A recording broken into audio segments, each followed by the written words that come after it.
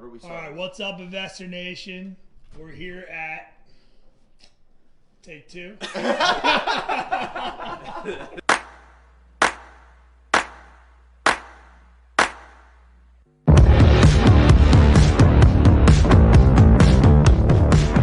What's up, Investor Nation? We're here at 1539 North 26 with Chris Tereo from iFund Cities and the legend, Sean Pincus from Grid Construction. What's up, guys? Say what's up to the camera, boys. What's going on, everybody? What's up? So we're coming live today. We're going to talk a little bit about if you're a newer investor. This is a 36-unit building that Sean's building for a local investor here, Logan Kramer.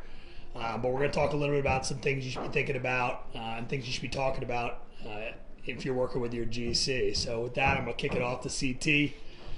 And Sean, take us through. Appreciate it. Sean, thanks for having us, dude. I don't know. All right, so a couple questions. If I'm a borrower, investor, how do I know things are going right? You know, if I want to just come in here and make sure the job's being run correctly, show me things that I can look out for. Okay, cool. So, a couple things is like as you look around, we can take a look at the building. First, it's clean, right? The building's fairly clean. You know, the guys are keeping up on cleanliness, and job site, like just safety in general. A couple other things are kitchens. Like blocking. So this is our kitchen. It's all laid out. You want to make sure you have support for your cabinets and the framing, for your uppers and your lowers. As you walk around, you're going to see just some of the mechanicals in general. There's a spot here. It's like pretty cool to check out. So if you go into it, the big thing for us is like liability down the road is fire safety, fire separation.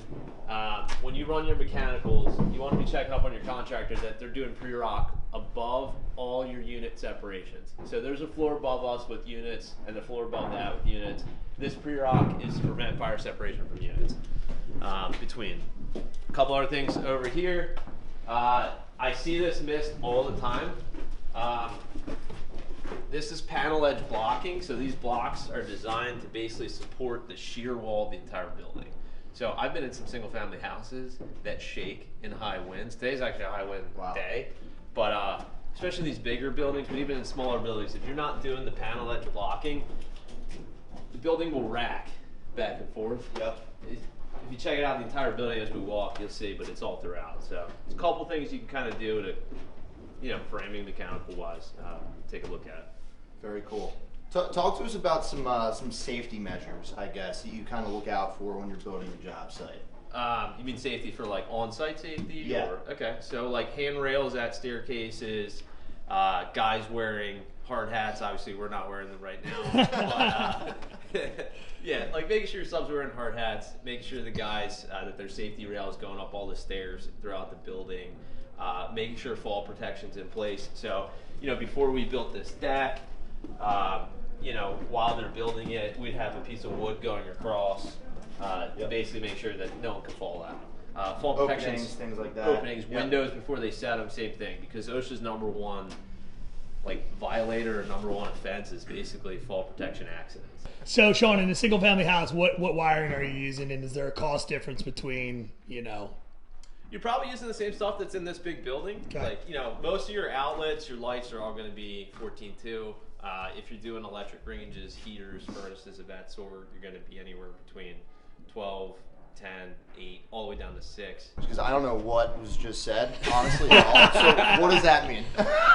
It's just the gauge of wire. So basically, The copper gauge inside, if I'm not it's- correct. Yeah, the gauge of wire. So you need a thicker gauge. So as you go down in size or down in number, so 14, 12, this is a thicker gauge, even though it's a lower number. But and then that's going to be like an 8 or a 10 because that's powering your range. Got So it. things that require It's for more what voltage. you're using the wattage for. Correct. Right. So this is usually like a 20 amp circuit. This is I knew that. I was just asking for our borrowers that don't know. I obviously knew that. The costs are not really changing other than like as you start using the lower gauge wires like for your ranges, for your furnaces, for your hot water heaters, your costs go up because there's more copper in those lines, and copper right now the index is up like 40%, so wiring's going up. So those numbers I just gave you are probably inaccurate as of the last 3 minutes. And maybe comment on that for a lot of guys. So I think a lot of our investors are looking at, and they're used to doing an $80,000 renovation project now. Yeah. That's costing them 130, 120. Can you talk to them a little bit about the supply chain challenges with lumber, commodities, and kind of what you're seeing? So, I mean, lumber alone is up 250, 300% for the year. So this 2x4 right here used to cost $3 at Home Depot. Used to cost $3, $4 at the lumber yards. This thing's costing me $13. So you multiply that by an entire building, and you can see a single family house go up by $23,000 to $30,000. That's a lot. That might be all your profit in the deal. So you really got to run these numbers correct. You got to hire the right people to make sure they're right with their numbers. Sean, are you seeing other builders maybe trying to take shortcuts on lumber because materials are so expensive right now? And like, what risk do that? Obviously, it's a no-brainer, but it poses some serious risk. Yeah, I don't know if they're cutting corners, but like some of the stuff we were talking about, like the panel edge blocking, like I don't see this on any building, whether lumber was cheap or expensive. Yeah. We're doing it on every one of our projects where we can. So for your basic investor, your newer investor, let's talk a little bit about plumbing, right? I think you got 1.5 standard coming out of a toilet, and can you give them a little bit of kind of standard measurements on what sink, a bathroom, Yeah. So we have a bathroom over here. So you mean like measurements from stuff and like measurements or kind of what they're looking at all these white tubing, like what is this? If I'm a newer investor, what is it? Yeah. So right here we're looking at obviously vanity, or maybe not obvious, but we're looking at a vanity location. You got your hot and cold with your drain line. All this is tying into the stack, which is venting through your roof assembly. It's draining to your sewer assembly. You have, on the other side of this, actually, this is kind of strange because we're backed up to a laundry, but this is going to be your laundry box. This is for your toilet. If you're measuring things, some stuff I see go wrong is this is not set 12 inches from the wall. You need to rough in 12 inches because your toilets are 12 inch. Some will be roughed at 10 inch. You have to get a special toilet. Or it could be too far away. It starts looking awkward, but you can still get a 14 inch rough. And then your tub. It's usually underneath. When we set the tub, they'll tie in your overflow and your trap and your drain underneath. But yeah, you're gonna have your diverter. So if you're looking around, you're wondering what these things are. That's like a standard bath. And if I'm gutting a bathroom, give me an estimated cost. Standard fiberglass tub. So tubs anywhere between 150 and 300 bucks for the tub itself. Yep. None of this is labor included. That's like material. So tub, inset. If you're gutting a bathroom, you probably have all this piping in place. You might have to change out some of this stuff for like PEX if it's old copper in some of these older buildings.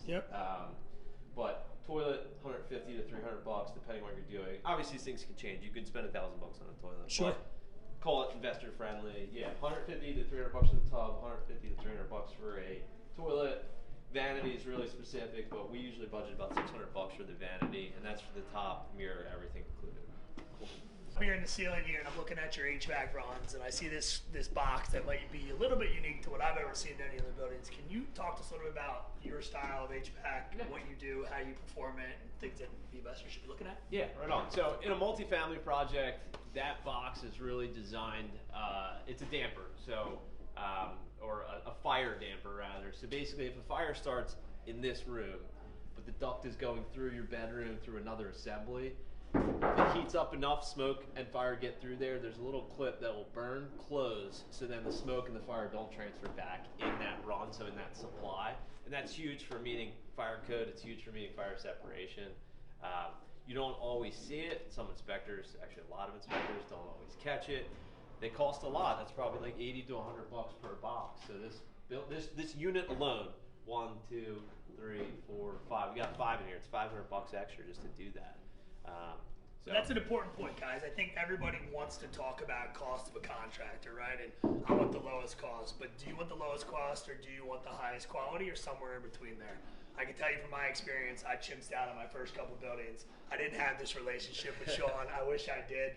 And years later, I spent more and more money renovating and fixing the houses because I wasn't versed in what Sean's talking about with HVAC, what Sean's talking about with the blocking and the plumbing. So having a contractor that's knowledgeable, that'll take the time, walk the building, help you with design build, he's going to cost a little bit more because he's learned this craft and he's got an expertise that's valuable. So instead of looking at just price, you definitely want to talk to your contractor, build a relationship, make sure they're knowledgeable. Coming to you live, man. Let's go, baby. Brent, holla at him.